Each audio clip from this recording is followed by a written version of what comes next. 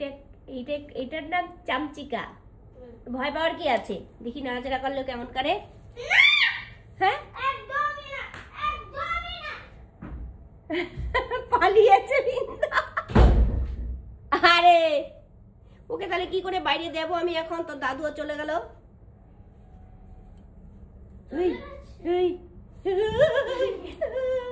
ব্যাগের নিচে চলে গেল, ব্যাগের উপরে ও তো পড়ে গেল। এগুলো আসে কোত্থেকে রে? ওখান থেকে আসলো, টেবিলের নিচ থেকে। আমার ভয় করে।